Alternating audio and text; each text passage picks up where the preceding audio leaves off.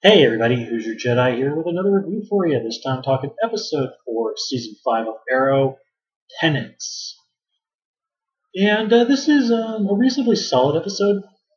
It's nice to see the team out there doing stuff and actually having a reasonably decent dynamic. Of course, it all blows up in their faces, so yeah, let's just kind of get right into things.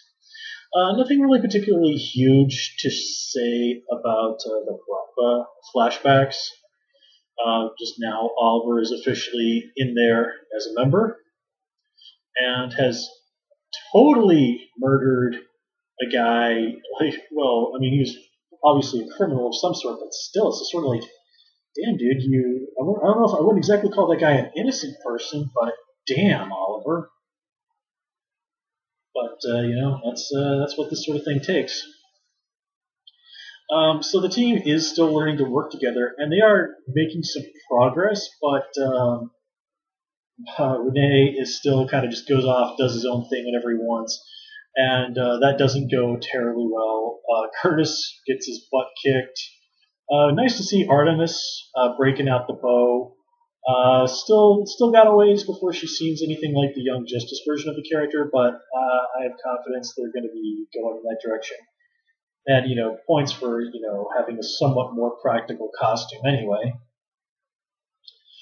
It was really interesting to see them sort of go out there and try and stop Oliver from busting Dig out of prison. And I love that bit where they go like, "We're not going to let you do this," and Oliver is like, "Oh, you're not going to let me, huh?"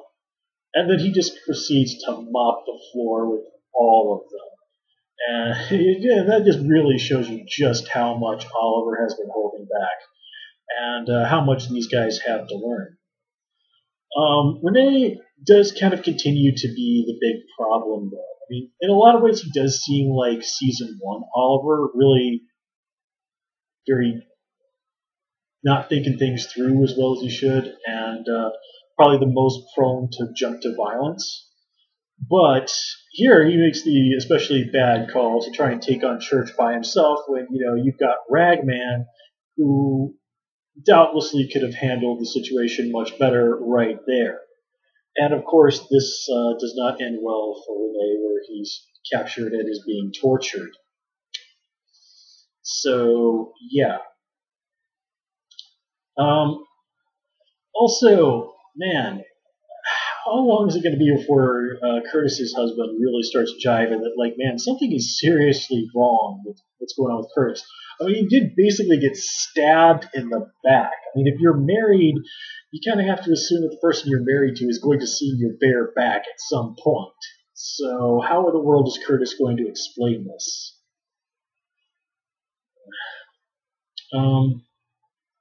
I like how they did pretty quickly wrap up the whole thing between Rory and Felicity. And it was really very, very heartfelt what Felicity and were saying to each other about how these are things they're going to have to live with, but they're going to go out there and keep trying. I think this is really nicely summed up by what Oliver said to Dig when he busted him out of jail. Dig goes in there thinking like, "Look, I'm just going to rot in jail for this thing that I didn't do because I killed my brother." And Oliver basically says to him, "Okay, you want to do penance for killing your brother, fine, but do it as Spartan." And that is kind of a nice way to look at it. These things they've done. Everybody here has done things that not so morally great. I mean, Artemis pretty much shot some bodyguards who were protecting Damien Dark's wife, even though we have no reason to believe that they were part of Hive and they were just protecting the person that was, the mayor. So, yeah. The idea of sort of the superhero as a way of performing penance is very tried and true, but it's one that works. I mean, superheroes do have amazingly cool lives at times, but also have really, really awful lives at times. And never mind that the whole thing with Ragman can at times tie into the idea of redemption in terms of his mystic powers. So it was like he was described as a redemption engine. for the souls of those that he incorporates into his rags.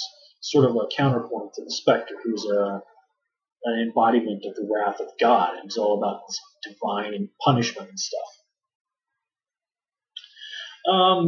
The whole plan Church has for stealing those weapons and attacking the anti-crime task force, it seems a little overly elaborate. I mean, a guy who's basically torn up Bloodhaven and Hub City as part of his crime crew, it seems like getting the kind of weapons he would need to pull something like that off would be a little bit easier for him. I did like what they did with Adrian Chase this episode. We finally started getting a little bit more insight into how this guy's mind works. And I really love how that bit at the end where he says, before I thought that men in masks were only capable of going and doing bad things. Now it seems like the only people who are able to dish out any real justice in the city are these vigilantes. So you can kind of see the ball starting to roll with him there. And how all of this is going to play out is, I think it's going to be really interesting. I'm really looking forward to seeing more of Chase. I want to really get a more of a read on this guy as a character, find out a little bit more about how he ticks. The stuff with Quentin and Thea sort of doing the surrogate father-daughter thing. I mean, it's okay. It does make sense for these two sort of characters, and I like how Quentin flat out says, look, I haven't had a drink in a week. Yeah, things are really bad right now, but I'm maintaining. So good on him. Let's see, what else? One thing that kind of bugs me though is the breaking out dig in the prison. Okay, that after all of this, they're going to be like, okay, how did this other guy who helped in this dig breakout get in here? Oh, he came in through the laundry truck. Hey, guy who talked to a woman who was driving the laundry truck. What did she look like? What do you know? She looks exactly like Diggle's wife. Come on, show. You can do better than that. I mean, seriously, if Oliver had just managed to stow away in the back of a vehicle, this all could have been avoided. But, it's TV, it's comics. Sometimes you just have to let stuff go.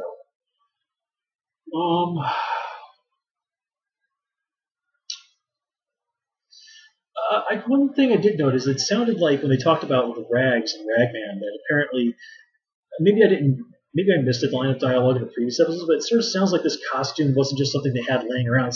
He described it as something sort of family legacy thing, which I'm like, wait a minute, where is this coming from? This is the first I've heard of this. Again, maybe I missed a line of dialogue from a previous episode or something like that. But that does seem a little bit odd.